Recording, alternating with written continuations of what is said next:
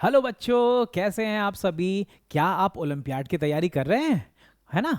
सो आप कौन सी क्लास में हैं? क्या आप क्लास 8 में, 9th में या 10th में हैं? सो आप बिल्कुल सही जगह पे आए हैं कि यहाँ पे हम आपके लिए लेके आए हैं ओलंपियाड का कोर्स 8, 9 और 10th ग्रेड के बच्चों के लिए।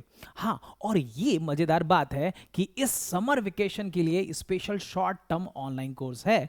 सो जिसमें आप बहुत अच्छे से मास्टरी कर सकते हैं इस ओलंपियाड में और अपनी तैयारी को इग्नाइट कर सकते हैं। कैसे? पर सबसे बड़ा प्रश्न है भैया कि ओलंपियाड की तैयारी क्यों कर रहे हो आप, है ना। क्यों, क्या मिलेगा इससे, है ना। ये चीज़ें हैं कि अगर आप प्रिपरेशन कर रहे हैं तो आपको बात को समझिएगा कि प्रिपरेशन जब आप करेंगे तो यहाँ पर आपको एक कॉम्पिटिटिव एज मिलने वाला है 8th ग्रेड से ही, है ना। सो इसलिए समझने की ज़रूरत है कि भाई हमें ओलंपियाड क्यों देना है। जो नहीं कर रहे हैं बच्चे वो भी समझ जाए आप कि ओलंपियाड देना आपके लिए ज़रूरी है। अगर आप सपना देखते हैं आईआईटी का, एम्स का, डॉक्टर बनना चाहते हैं या प्रेस्टिजियस इंस्टीट्यूट से पढ़ना चाहते हैं, तो उसके लिए आप समझिएगा कि अगर ओलंपियाड की तैयारी करते हैं तो आपकी क्रिटिकल थिंकिंग डेवलप होती है, आप कंपटीशन में आ जाते हैं। सो वहाँ पे जो इसकी तैयारियाँ होती है ना, वहाँ पे लॉजिकल रीजनिंग है, मैथ्स को इन डिटेल पढ़ना पड़ेगा, इन डेप्थ पढ़ना पड़ेगा, कॉन्सेप्ट सारे आपके साइंस के। तो इसीलिए आपकी यहाँ पे थिंकिंग जो है वो काफ़ी अच्छी हो जाएगी, क्रिटिकल थिंकिंग हो जाएगी। दूसरा, आपको कंपटीशन एग्जाम के जो स्किल्स होते हैं, कंसिस्टेंसी, टारगेट ओरिएंटेड परफॉर्मेंस, है ना, ये चीज़ें, स्ट्रैटेजिक वे में पढ़ना, टाइम मैनेज करना, ये सारी जो टेक्निक्स है वो हम आपको इस मीन वाइल कोर्स में सिखाएंगे और इससे आपका सफ़र बड़ा आसान हो जाएगा और आप अपने छुपे क्या कहते हैं पोटेंशियल को जान पाएंगे, उस पोटेंशियल को स्केल कर पाएंगे, अपने टैलेंट को जानेंगे इस पूरे क्या कहते हैं प्रिपरेशन के दौरान। तो इसीलिए आपको ओलंपियाड देना चाहिए और साथ ही साथ आपका कॉन्सेप्ट तो क्लियर हो ही रहा है, तो फाउंडेशन स्ट्रांग होगा। 8th अच्छा होगा तो 9th अच्छा होगा, 9th अच्छा होगा तो 10th अच्छा होगा और इन सब के साथ में फिर जब 11th में जाएंगे तो एक मजबूत फाउंडेशन के साथ में जब आप जाएंगे तो आपका प्रिपरेशन भी अच्छा होगा नीट या जेडबल का, और स्कूल भी अच्छा होगा। और 12th में तो बस मुबारक हो जी, आपका नीट क्लियर हो गया, आपका जेडबल क्लियर हो गया, ये सुनने को आपको मिलेगा। बस इसी के लिए हम लेके आ रहे हैं ऑनलाइन ओलंपियाड का शॉर्ट टर्म कोर्स इस समर में, बिल्कुल आपके लिए, और जो बहुत जल्दी आ जा रहा है। सो अगर अधिक जानकारी के लिए आप हमारे कॉन्टैक्ट नंबर्स पे संपर्क कर सकते हैं, हमारे वेबसाइट पे संपर्क कर सकते हैं शिक्षक गुरु के नाम से, है ना। सो अब ये बात तो समझ में आ गई कि भाई ओलंपियाड देना तो चाहिए हमें, है ना। आप तैयार भी हो गए हैं, आपने मन बना लिया है, पर एग्जाम भी तो जान ले कि उसकी भाई पैटर्न क्या है, क्या कैसा रहता है। सो भाई इसकी फॉर्मेट बड़ी सिंपल है कि इसमें आते हैं एमसीक्यू क्वेश्चंस, आपके बोर्ड एग्जाम के जैसा डिस्क्रिप्टिव नहीं रहेगा। तो इसलिए राइटिंग स्किल्स पे बहुत ज़्यादा काम नहीं होगा, काम होगा पूरा कॉन्सेप्ट पे। किस पे काम होगा? कॉन्सेप्ट पे, जहाँ पे वही एमसीक्यू में आपको ABCD 4 ऑप्शन मिलेंगे, करेक्ट ऑप्शन को चूज करना है एंड आपने करेक्ट दिया तो मार्क्स मिले, नहीं तो नेगेटिव मार्किंग नहीं है यहाँ पे, डोंट वरी इसके लिए। ठीक, अब ये तो बात समझ में आ गया। अब दूसरी बात आती है कि सर इसमें रहेगा क्या। सो इसमें जो है एनसीईआरटी का सिलेबस ही रहेगा, जिसमें उस पूरे पेपर को 3 सेक्शन में बांटा गया है। ठीक, सो पहला जो सेक्शन है आप देख सकते हैं कि यहाँ पे ये आपका सब्जेक्ट नॉलेज पूछेगा। तो अगर आप आईएसओ दे रहे हैं, that is international science olympiad, जो कि एसओएफ ऑर्गेनाइज कराता है, सो वहां पे आपके लिए सिर्फ साइंस के क्वेश्चंस होंगे। अगर आप आईओमओ में जा रहे हैं, that is international maths olympiad, तो उस कंडीशंस पे आपसे वहां पे मैथ्स के क्वेश्चंस होंगे। तो ये पहला आपका हो गया सब्जेक्ट नॉलेज का। फिर दूसरा होता है कि लॉजिकल रीजनिंग का, जहां पे आपको लॉजिकल रीजनिंग चेक की जाएगी, verbal and non verbal reasoning. So वहां से आपको जो मिलता है एप्टीट्यूड माइंड डेवलप करने का मौका। और तीसरा सेक्शन आ गया achiever sections. Sir achiever section, ये कौन सा सेक्शन है? तो इस सेक्शन पे होंगे तो आपके सब्जेक्ट नॉलेज ही, बट वो इन डेप्थ और ज़्यादा होगा, जहाँ पे इसे हम कहते हैं hots, that is high order of thinking questions जो होंगे। तो ऐसे क्वेश्चंस जो आपको मुश्किल से बनेंगे थोड़े से, जो आपके शब्दों में कहा जा सकता है, सो उसके लिए भैया जब हमें ज़्यादा क्वेश्चंस ऐसे मिलेंगे तो क्या मार्क्स भी मिलेगा? हाँ जी, हम अपने मार्क्स वाले सेक्शन में देखते हैं कि जो मार्किंग स्कीम है कि यहाँ पे सेक्शन 1 और सेक्शन 2 के लिए, सेक्शन 1 और सेक्शन 2 के लिए यहाँ पे 1 मार्क्स मिलेगा आपको ईच क्वेश्चंस के लिए। क्लियर है? सो वहीं पे आपके हॉट्स के लिए यहां पे 3 मार्क्स मिलेंगे ईच क्वेश्चंस के लिए, ईच करेक्ट आंसर के लिए। क्लियर है ना? सो डिफरेंस है। सो अचीवर सेक्शन को भी आपको अटेम्प्ट करना है और वो हम आपको तैयारी कराएंगे। हम शिक्षक गुरु आपके लिए एक ऐसा पैकेज बनाए हैं जिसमें आप बड़े आसानी से, है ना, इस शॉर्ट टर्म कोर्स में मास्टरी कर सकते हैं और बड़े आसानी से आप इसको सॉल्व कर सकते हैं। अब बात आती है कि भाई पैटर्न तो समझ में आ गया हमें, तो भाई सर क्वेश्चंस के भी अगर मिल जाए डिटेल तो ये लीजिए आपके सामने है। तो जो एसओएफ जो ऑर्गेनाइज कराता है, आईएसओ, आईएमओ, है ना, और बाकी सब्जेक्ट में भी है। सो इसमें जो क्या होता क्या है कि जो 2 लेवल चलेंगे, एक जो फर्स्ट लेवल होगा, तो फर्स्ट लेवल में अगर आप देखेंगे सो यहाँ पे आईएमओ की मैं बात करूं तो वहां पे देखिए कि एक है लॉजिकल रीजनिंग, दूसरा मैथमेटिकल रीजनिंग, तीसरा एवरीडे मैथ्स और चौथा अचीवर सेक्शन है। क्लियर? सो ये जो 2 है वो आपके सब्जेक्ट नॉलेज हो गए, ये जो 2 है वो सब्जेक्ट नॉलेज हो गए। अब यहां पे देखिए 20 और 10 क्वेश्चन है, 1 मार्क्स ईच। सो इस तरीके से अगर टोटल देखूं सो यहां पे समझ गए कि लॉजिकल रीजनिंग एक बहुत बड़ा इंपॉर्टेंट रोल प्ले कर रहा है, 15 क्वेश्चंस उसके भी हैं। तो टोटल यहां पे 50 क्वेश्चंस हो जाते हैं और 60 मार्क्स का पेपर हो जाता है और इसका ड्यूरेशन भी होता है 60 मिनट, दैट इज 1 आवर का। क्लियर है? सो ये तो हो गया मेरा पहला लेवल, हो गया आईएमओ के लिए। क्लियर है? सो आईएमओ में इस समझ में आ गया कि मुझे मैथ्स पढ़ना है भाई, एनसीईआरटी, अब हम सिलेबस भी बताएंगे, डोंट वरी आपको। सो ये क्लियर। अब वैसे अगर मैं बात करूं कि आईएसओ का क्या होगा, तो आईएसओ में भी वही आपको, तो पहला कि आपको रीजनिंग तो आएगा ही आएगा, बट यहां पे देखिएगा साइंस में 10 क्वेश्चन है, आईएमओ में कितने थे? 15 थे। दूसरा सब्जेक्ट नॉलेज में पूरे को एक ही में कंबाइन कर दिया, साइंस मतलब फिजिक्स, केमिस्ट्री और बायो, ये सारी चीजें कवर होंगी। ठीक है? और तीसरा सेक्शन फिर से अचीवर सेक्शन, या फिर जैसे मैं कहूं कि हॉट्स, हाई ऑर्डर थिंकिंग के जो क्वेश्चंस होंगे।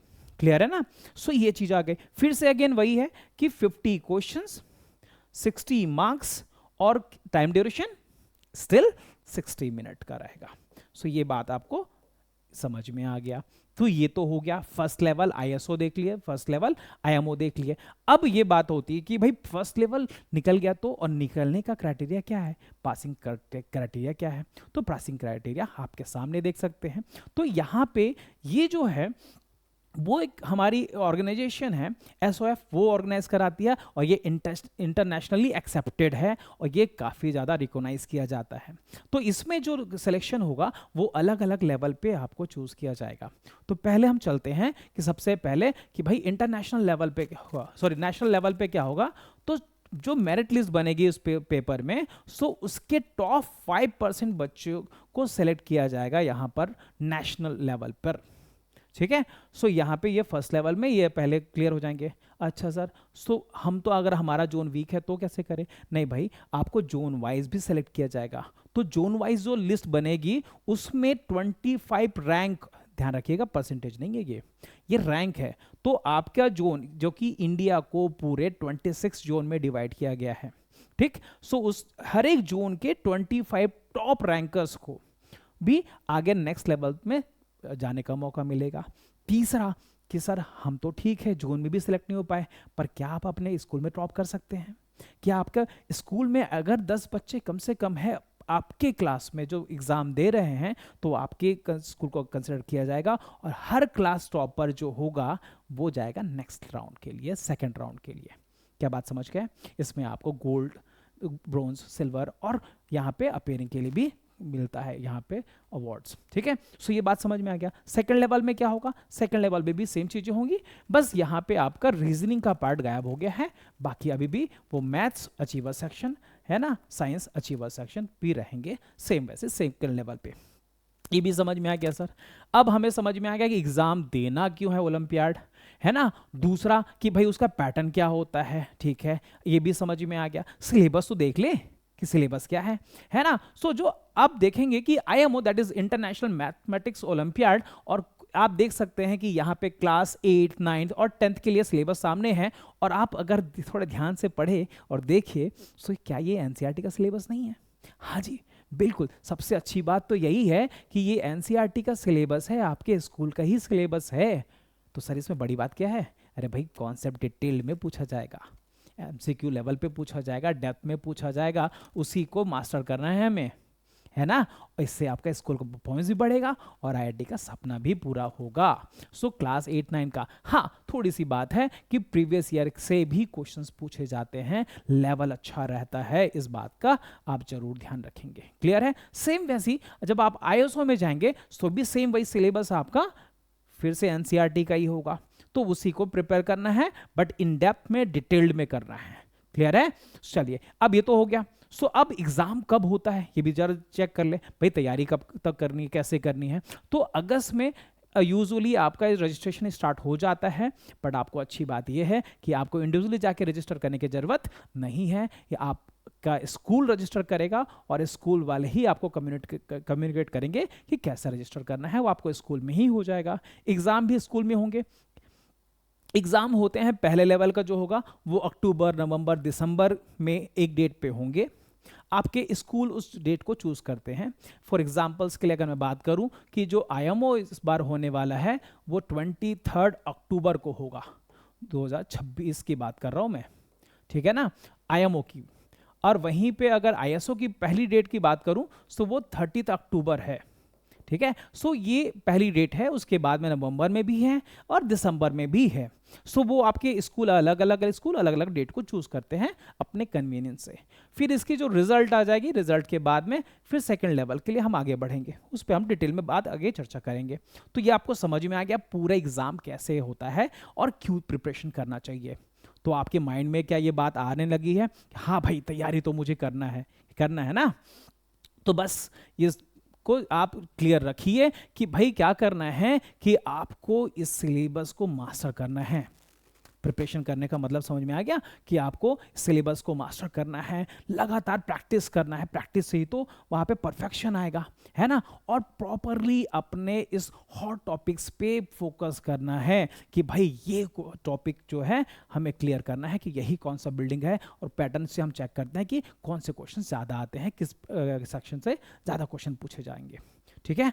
और टाइमली डिलीवर करना है अपने आप को कि भाई कैसे टाइम मैनेजमेंट करना है, ये पूरा सीखेंगे इस पूरा हमारे कोर्स में, और यही तो आपको आईआईटी और एम्स तक लेके जाएगा, ठीक है। सो ये अब समझ गए कि रजिस्ट्रेशन करना है, एग्जाम की प्रिपरेशन करनी है, एग्जाम देना है, और यहां से आपकी कॉम्पिटिटिव एग्जाम की तैयारी चालू हो जाती है। अगर आप क्लास 8, 9, 10th में है तो शिक्षा गुरु आपके लिए जो लेके आया है कोर्स, सो इसलिए ध्यान से आप समझ गए होंगे कि क्या है ये चीज। सो आज से लग जाइए भैया, और इस कोर्स में आपको बहुत कुछ मिलने वाला है, जिसमें फुल सिलेबस कोर्स वो भी इस समर वेकेशन में ही हो जाएगा। तो आपका स्कूल का प्रिपरेशन तो पहले ही हो गया। मॉक टेस्ट मिलेंगे आपको, है ना, जैसा पैटर्न एसओएफ का है सेम पैटर्न पे हम ऑनलाइन आपका टेस्ट लेंगे। उसमें आपको बहुत सारे डीपीपी सेट्स मिलेंगे, हर लेक्चर के बाद में आपको प्रैक्टिस करने के लिए क्वेश्चन मिलेगा, तो आप प्रॉपरली इंगेज रहेंगे। और साथ में क्लास का जो नोट्स होगा वो पीडीएफ फॉर्मेट में भी मिलेगा आपको, जिससे आप उसे गो थ्रू हो सकते हैं, कॉन्सेप्ट्स वहां से और सीख सकते हैं डिटेल्ड में, ठीक है। डाउट क्लियरिंग का प्रॉपर वहां पे एक चैनल बनाया गया है, जहां से आप अपने मास्टर से अपने डाउट्स क्लियर करा सकते हैं। तो साथ में आपको प्रॉपर मेंटरशिप मिलते रहेगी, जहां पे आपको कब अप एंड डाउन्स में, सिचुएशंस में क्या डील करना है, ये सारे हमारे मास्टर्स आपको साथ में डील करते रहेंगे। तो जल्दी आप यहाँ पे हमारा नंबर नोट कर लीजिए, है ना, इस नंबर पे आप कांटेक्ट कर सकते हैं। हमारा कोर्स बहुत जल्दी लॉन्च होने वाला है इस समर वेकेशन के लिए। तो यहाँ पे आप समझ चुके होंगे कि भैया कोर्स कितना इंपॉर्टेंट है आपके इस आगे की जर्नी के लिए। तो बने रहिए हमारे साथ, है ना। Thank you.